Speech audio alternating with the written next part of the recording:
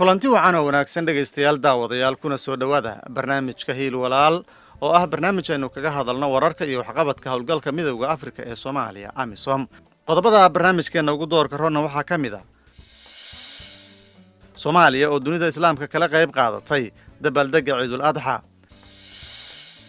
Saraakiisha AMISOM iyo kuwa ciidamada xoogga dalka Soomaaliya oo dhammaystiray tababar ku saabsan iskaashiga ciidamada iyo rayidka. AMISOM oo soo xirtay koorso ku saabsan ilaalinta madaxda oo loo qabtay saraakiil ka tirsan booliska Hirshabeelle. Iyo madaxa AMISOM Danjire Madera oo kulan la qaatay ku-xigeenka xogayaha guud ee qaramada midoobay Atul Kare.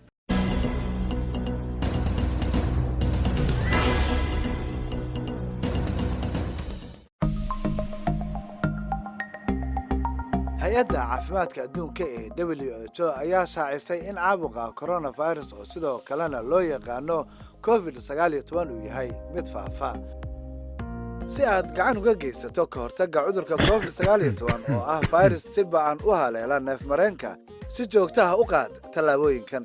Gacmahaaga si joogto ah ugu dhaq biyo iyo saabuun ugu yaraan muddo 20 ilbiriqsi ah. Marka aad hindhisayso amaba aad qufacayso, ku dabool afkaaga xusulkaaga oo laaban amaba isticmaal tiish kadibna ku rid weelka qashinka oo daboolan. Gacmahana iska dhaq. Ha taabanin indhahaaga, sankaaga iyo afkaaga. Si joogto ah u nadiifi oogooyinka inta badan la taabto adigoo adeegsanaya fayras dile. Iska ilaali taabashada dadka jiran. Joog gurigaaga haddii aad xanuunsan tahay. Haddii aad isku aragto qufac, qandho amaba neef qabasho, fadlan si dhaqso ah u gaar goob caafimaad. Haddii aad u baahato macluumaad dheeri ah oo ku saabsan coronavirus, fadlan la xiriir rugta caafimaad ee kugu dhow. Ka feejignow coronavirus.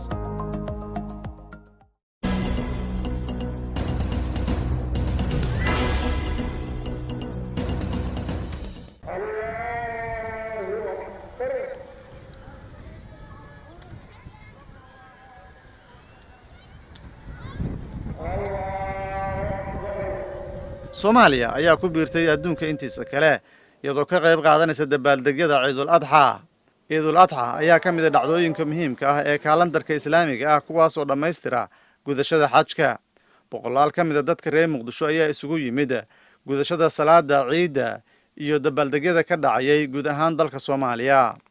Dadka Soomaaliyeed ayaa si la mid ah muslimiinta kale ee caalamka waxay qaleen xoolo iyagoo hilbahana loo qaybinayay dadka deriska ah iyo kuwa danyarta ah. Dabaaldegyada Ciidul Adha ee sanadkan ayaa ku soo aadaya xilli dalal badan oo adduunka ka mid ah ay soo rogeen xanibaado la xiriira cudurka COVID-19 iyadoo sidoo kalena dhaqaatiirta iyo mas'uuliyiinta caafimaadka ay dadka ku boorinayeen inay ka fogaadaan goobaha ay dadku isugu yimaadaan. Hayeeshee qoysas badan ayaa isugu yimid magaalada Muqdisho iyo sidoo kale guud ahaan dalka Soomaaliya si ay qayb uga qaataan dabaaldegyada Ciidul Adha. waxaan wax badan ka maqli doonaa sida looga ciiday Muqdisho iyo qaybo kale oo ka mid ah dalka Soomaaliya. marka ka dambayso waxa waaye ciidaha way ka sii duwanaanayaan oo aragtay shacabka iyo qalqiga masaajidyada iskugu soo wada baxeen. waxa waaye dadka xalay dabaaldega bilaabeen dabaaldegaasi ilaa hadduu socdaa. hadda salaadii laga baxaa salaadii marka laga baxo waxa la wada aadi doonaa guriyihii oo maaha guriyaha annaga ka imaanay laakiin guriyaha deriska ayadoo markaas ciid la qaadan doono. marka alxamdulillah nabadgelyada ayayna tusaysaa in laakiin waayii hore ma wajiri jirin waxaan ama ma aanan qabi jirin. dhammaan muslimiinta meel walba ay ku nool yihiin maanta Ciidul Adha aad iyo aad ayaan ugu faraxsanahay. dhammaan muslimiinta dhan aad iyo aad ay ugu faraxsan yihiin, khaasatan xamar si fiican loogu iidayaa. marka barwaaqo waa jirta alxamdulillah, nabadgelyadeedana boqolkiiba boqol way sugan tahay. wadankan waxaan ka maqnaa muddo ugu dhawaad 5 sano ah. aad ugu faraxsanahay inaan wadanka maanta ku ciido oo familkayga walaalahayga la ciido. isbedel badan aad u qurux badan waa arkoowa maasha Allah. ummadda muslimiinta meel kasta ay joogtaan waxaa leeyahay farxad ku ciida asxaabtayda dadkii aan ka soo tagay reer Kambaala ahay dhamaantood salaama. maanta kalento waa maalin aad u weyn, waa maalin maartay quraanka iyo wax walba lagu sheegay meel walbana ku taalo. waa maalin ciida ummadda muslimiinta meel walba ay joogaan waxaa wanaagsan inay iscafiyaan oo caloosh la isku furo si fiican loo ciido dadka liito oo maanta waxaysan laga farxiyo oo laga rab istaago. ahmiyaddeeda waxaa ka mid ah muslimiinta inay midayso oo kii saboolka ahaa iyo kii hodanka ahaa iyo kulli inay midayso dhammaan leebaladii ama heerarkii bulshada inay midaynayso oo kulligood ilaahay subxaana wa tacaala wada xusahayaan meel ku wada tukanahayaan imaam ku wada dayanahayaan khudbad wada dhegaysanahayaan taasaa ka mid ah waxaa kaloo ka mid ah muslimiintu inay allah yibaarik fiikum iscaawiyaan oo ciidan waxaa ku jira udxiyadii dadkeena waxay naga mudan yihiin inaan amba isgarab istaagno ama iskaalmeyno sidoo kaleentoodna aan farxad kula ciidno si guud waxaan u hambalaynayaa ummadda Soomaaliyeed ku nool dunida dacaladeeda meel kastoo ay ka joogaan sidoo kaleentood waxaan leeyahay hambalyo ummadda Soomaaliyeed meel kastoo ay joogaan sidoo kaleentood baaqa ugu badan ee aan dirayo waxa waaye in la iscaawiyo la isna kaalmeeyo dadka masaakiinta ah ee danyarta ah iyo kuwa ciidi kara iyo kuwa aan ciidi karin dhammaan waxaan leeyahay hal iscaawiyo hana la iskaalmeeyo magacayga Xaliimo waxa ku suganahay Kampala maanta waxa ku faraxsanahay in muslimiinta Kampala ku nool inaan la ciido kullu caam wa antum bikhayr oo muslimiinta عيد عشير يا دارس ونكبة عيد العافية عيد مبارك عيد ونكسل وعيدا كل عام وانتم بخير تقبل الله منا ومنكم صالح الأعمال عيد مبارك أول سومالي ميل والبجوكتو إذا ما كنت مسلمين تو عالم كمال والبجوكة فرحات يا برواقو howlgalka midowga Afrika ee Soomaaliya AMISOM ayaa hambalyo diiran u diray dadka Soomaaliyeed taas oo ay kala qayb galayeen farxadda ciida una rajeeyay Soomaaliya rajo wanaagsan iyo mustaqbal nabadeed cudurka faafa ee COVID-19 ayaa weli saameyn ku leh dabaaldegyada Ciidul Adha oo kala ah guud ahaan Soomaaliya iyo caalamkaba sanadkii labaad iyadoo taasina ay keentay in xadidaad lagu soo rogo isku imaatinka dadka qoysaska iyo sidoo kale dadka kala duwan ee doonaya inay waqti wada qaataan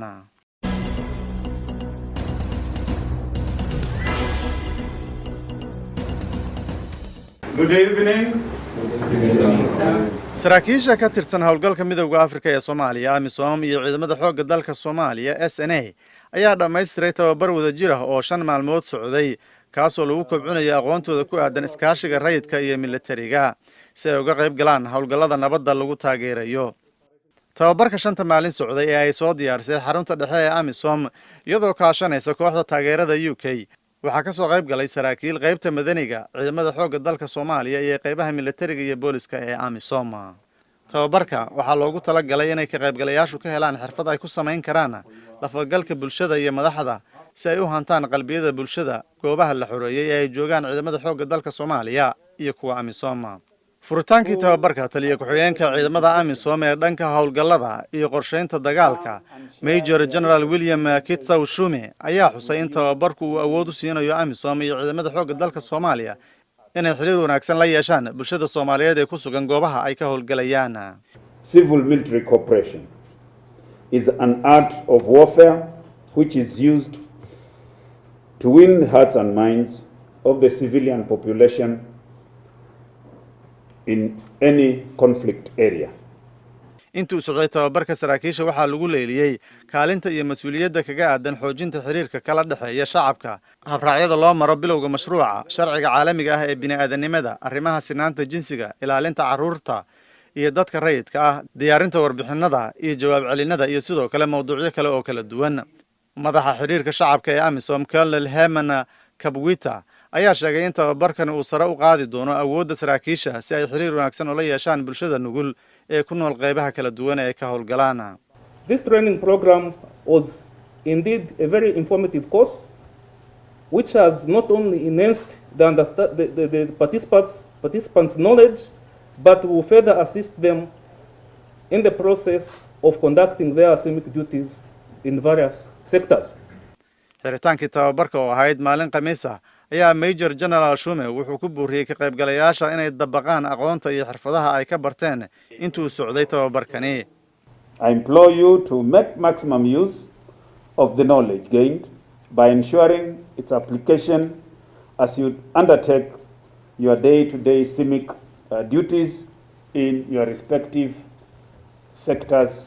dhanka kale Major General Shume wuxuu bogaadiyay la taliyaasha ciidanka ee ka socda UK MST kuwaas oo taageero siinayay AMISOM maadaama howlgalku uu ku socdo la talinta iyo dhisidda awoodda ciidamada amniga ee Soomaaliya si waafaqsan qorshaha kala guurka ee Soomaaliya sarkaalka xiriirka shacabka ee ciidamada amisom kuwooda ka socda dalka uganda major general emmanuel ojigu lana shaqeeya hay-adaha soomaaliyeed ee maxalliga ah ayaa sheegay in tababarku uu ahaa mid faa'iido leh isla markaana gacan ka geysan doona horumarinta bulshada uu u adeegayo. This training particularly was organized to sharpen our knowledge and skills in handling civic work as we are the people who are based in the communities and we meet with the people in the communities, so we need to have knowledge of carrying out civic activities.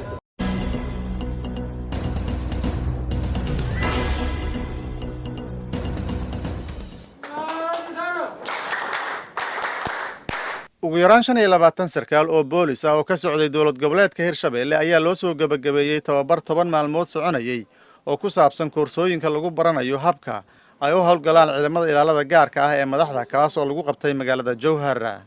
Tababarka oo ay qabteen qaybta booliska ee hawlgalka midowga Afrika ee Soomaaliya AMISOM ayaa ujeedkiisu ah in lagu xoojiyo awoodda booliska si loo ilaaliyo madaxda sarsare ee dawladda iyo dadka rayidka ah ee muhiimka ah.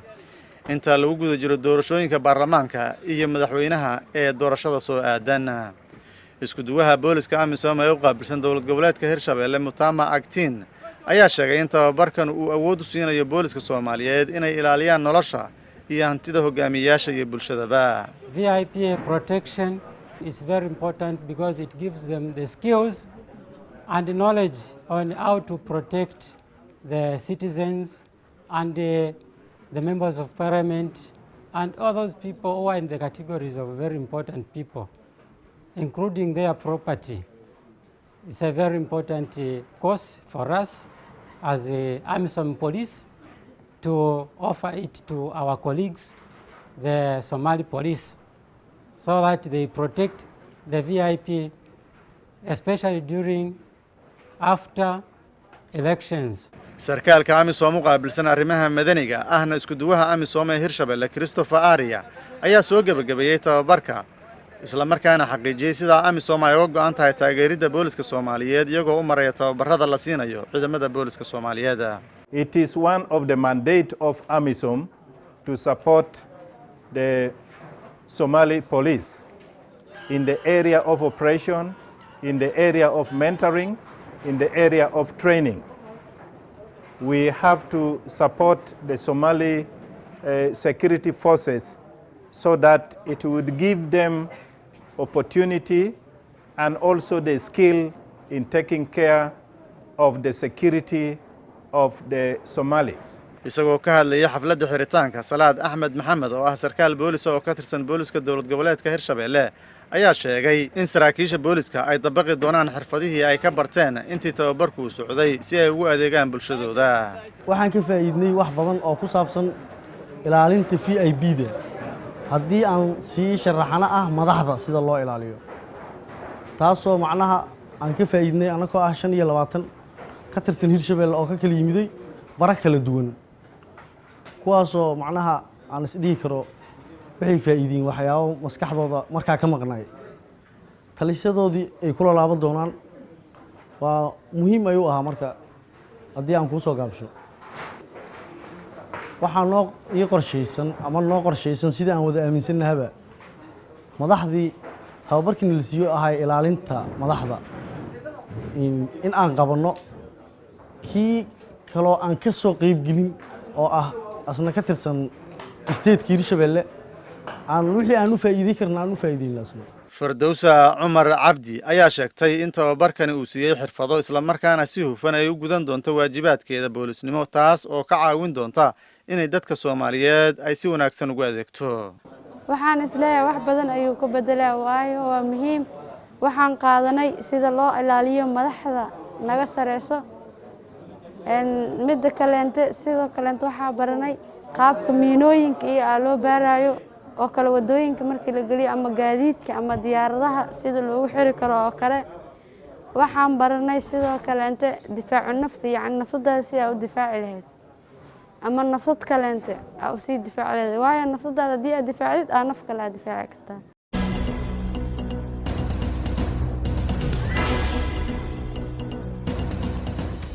howlgalka midowda Afrika ee Soomaaliya AMISOM ayaa qabtay tababar kor loogu qaadayo awoodda booliska Soomaaliyeed ee dowlad goboleedka Koonfur Galbeed Soomaaliya si ay uga taxadaraan isla markaana u ilaaliyaan madaxda sarsare. Waxa ay Baydhabo ku qabatay tababar 10 maalmood soconayay kaas oo loogu talagalay kor u qaadista awoodda ciidamada booliska Soomaaliya ee halkaasi ka howlgala. Tababarkani ayaa la doonayaa in lagu xoojiyo awoodda ciidamada booliska si ay u ilaaliyaan doorashooyinka baarlamaanka iyo kuwa madaxweynaha ee dhawaan ka dhacaya Soomaaliya. Si waafaqsan qorshaha kala guurka ee Soomaaliya ay hogaaminayso ciidamada booliska AMISOM ayaa waxay tababar siiyaan isla markaana la taliyaan dhigooda Soomaaliya si ay uga taageeraan dadaalada xasilinta ee socda. Sarkaalka isku duwidda booliska AMISOM ee Koonfur Galbeed Isbatore Sylvester Kabaso ayaa arrintaasi sharaxaya. The course that we are closing today is a close VIP protection course meant to enhance the skills of the participants in the provision of security to very important persons. This is meant to ensure that the participants gain more knowledge and insight of what is required of them when they are discharging their duties. They have to be more proactive. Taliyaha booliska ee gobolka Baay Cornel Amin Maxamed Cismaan ayaa amaanay xafladda ka dhacday magaalada Baydhabo wuxuuna tilmaamay in arrintaasi muhiim u tahay xoojinta awoodda iyo aqoonta ciidamada booliska Koonfur Galbeed Soomaaliya. Geedka waa waqti xasaasi ah doorasho dhow oo sidoo dadka bulshada oo shalgadiisii oo la dhaqamo fadaan oo meelaaysiyo dadka bulshada oo xukumayaan ama mas'uuliyadiin iyo maamul sidii la dhaqmo fadaano gacan sii fadaan tababar id muhiimniin ka ahay iyadana handhawaayana marka tababarkan milag saabsanay. Tababaraha AMISOM Shooket Kabiya ayaa xaqiijiyay in tababarkan uu ku saabsanaa qaybo kala duwan oo ku saabsan xiriirka booliska iyo bulshada maadaama boolisku uu si dhow ula shaqeeyo qaybaha kala duwan ee bulshada.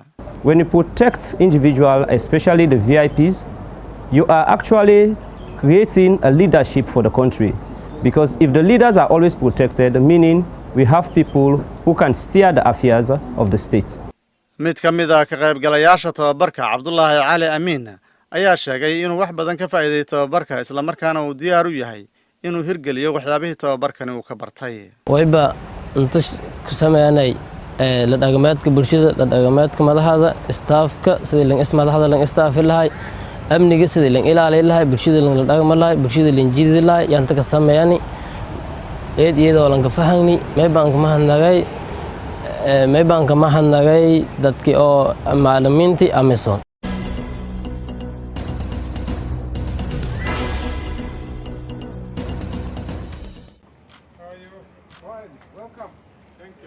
madaxa howlgalka midowda Afrika ee Soomaaliya AMISOM Ambassador Francisco Madera iyo kaaliyaha xogayaha guud ee taageerada howlgallada Atul Kare ayaa kulmay si ay uga wada hadlaan arrimo kala duwan oo sare loogu qaadayo taageerada howlgallada nabadda ee midowda Afrika oo ka wada Soomaaliya. Mr. Kare ayaa booqasho shaqo ku joogay Soomaaliya isagoo la kulmay hoggaanka AMISOM si looga hadlo taageerada maaliyadeed iyo midda logistikada ee AMISOM la siiyo iyo sidoo kale qaabka kala duwan ee AMISOM u taageerayso hanaanka doorashada Soomaaliya ee soo socda. Waxaa kulanka ka qayb galay saraakiil sarsare oo ay ka mid ahaayeen AMISOM iyo qaramada midoobay oo ay ku jiraan taliyaha ciidamada AMISOM General Diomede Nageya, kusimaha taliyaha AMISOM Daniel Ali Gwambala, madaxa xafiiska taageerada qaramada midoobay ee Soomaaliya Unsos Lisa Filibeto iyo agaasimaha Unsos Amadou Kamara. Ambassador Madera waxa uu tilmaamay in qaramada midoobay ay ka go'an tahay inay taageerto howlgalka midowda Afrika ee Soomaaliya maadaama qaramada midoobay ay mas'uuliyad ka saaran tahay xaqiijinta ammaanka guud ahaan caalamka iyo inay taageerto howlgallada nabadda lagu dhisayo. Ambassador Madera ayaa tilmaamay in wadahadallada dhex maray AMISOM iyo Mudane Kare ay diiradda saarayeen howlgallada AMISOM ay ku doonayso inay wax kaga qabato dalka Soomaaliya ee taageerada la siinayo dhismaha awoodda hay'adaha dawladda Soomaaliya iyo sidoo kale kuwa lagu taageerayo nabadda iyo ammaanka Soomaaliya. We discussed with Mr. Atul Kare everything ranging from operational activities, institution building activities, the way we as AMISOM are doing it, and the support activities. We believe that this is the way to go. Somalia needs support in all this in order to vanquish in order to defeat Al-Shabaab. Ambassador Madeira ayaa sidoo kale tilmaamay in intii kulanku uu socday uu mudane Kare u xaqiijiyay in qaramada midoobay ay ka go'an tahay taageerada AMISOM si ay u fuliso waajibaadkeeda kaasoo muujinaya xiriir saaxiibtinimo oo ka dhaxeeya qaramada midoobay iyo AMISOM. In 2016, we were covering and securing elections in areas where we have our military and our police. This time, we are even asked to go beyond, even to areas where we were not deployed before, and that will require additional logistical support. We discussed this matter with Mr. Atul Kare.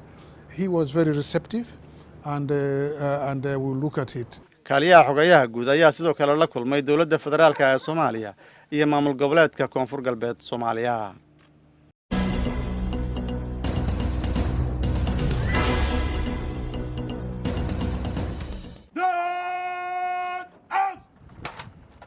taliyaha booliska howlgalka midowga Afrika ee Soomaaliya AMISOM ayaa booqday ciidamada booliska ee loo xil saaray inay u diyaar garoobaan ilaalinta doorashooyinka soo socda ee Soomaaliya ee madaxweynaha iyo baarlamaaniga ah. kadib booqasho uu ku tagay xerada Jasiira 2 ee Muqdisho, taliya Kayle wuxuu qiimeyn ku sameeyay baahida ciidamada booliska ee ka socda Nigeria iyo Uganda ka hor doorashooyinka soo socda, wuxuuna uga warbixiyay howlaha la doonayo inay fuliyaan si loo taageero hanaanka doorashada Soomaaliya.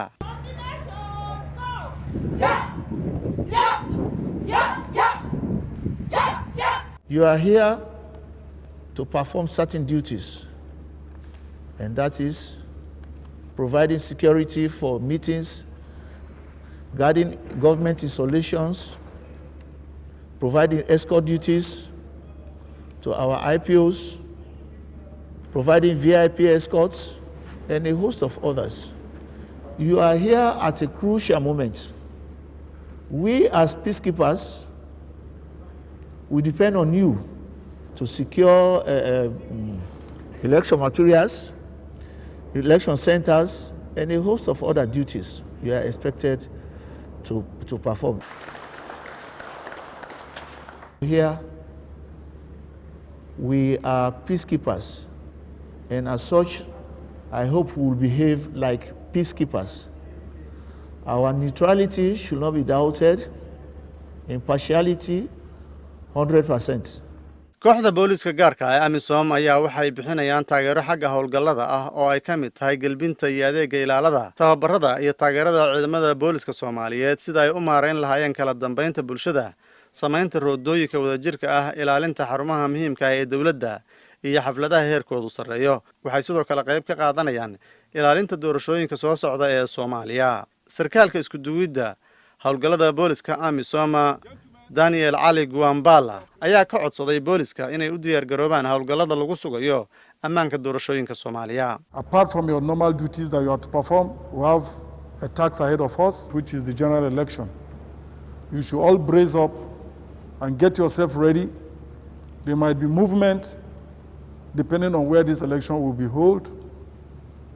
And at the same time, we are going to be deployed in these areas. Not only you, our military counterparts will be there, and at the same time, including the IPOs. kooxda booliska gaarka ah waxay muujiyeen diyaar garow ay ku gudanayaan waajibaadkooda booliska si waafaqsan sharciga AMISOM iyo ilaalinta haweenka iyo carruurta.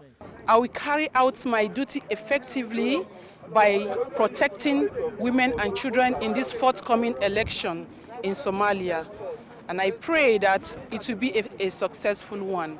Saddexalifle Evelyn Eba ayaa sheegtay in ciidamada boolisku ay diyaar u yihiin inay taageeraan dhigooda Soomaaliya si loo xaqiijiyo in doorashada baarlamaaniga iyo midda madaxweynuhu ay ku dhacdo qaab nabdoon. We are to assist the Somali brothers in keeping security in this place.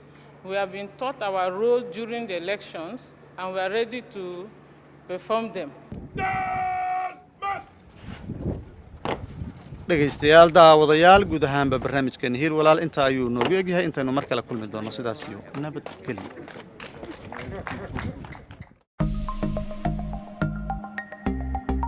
hay-adda caafimaadka adduunka ee WHO ayaa shaacisay in caabuqa coronavirus oo sidoo kalena loo yaqaano COVID-19 uu yahay mid faafa. si aad gacan uga geysato ka hortagga cudurka COVID-19 oo ah virus si ba'an u haleela neefmareenka si joogto ah u qaad tallaabooyinkan gacmahaaga si joogto ah ugu dhaq biyo iyo saabuun ugu yaraan muddo 20 ilbiriqsi ah marka aad hindhisayso amaba aad qufacayso ku dabool afkaaga xusulkaaga oo laaban amaba isticmaal tiish kadibna ku rid weelka qashinka oo daboolan gacmahana iska dhaq ha taabanin indhahaaga sankaaga iyo afkaaga si joogto ah u nadiifi oogooyinka inta badan la taabto adigoo adeegsanaya fayras dile iska ilaali taabashada dadka jiran joog gurigaaga haddii aad xanuunsan tahay haddii aad isku aragto qufac qandho amaba neef qabasho fadlan si dhaqso ah u gaar goob caafimaad haddii aad u baahato macluumaad dheeri ah oo ku saabsan coronavirus fadlan la xiriir rugta caafimaad ee kuugu dhow ka feejignow coronavirus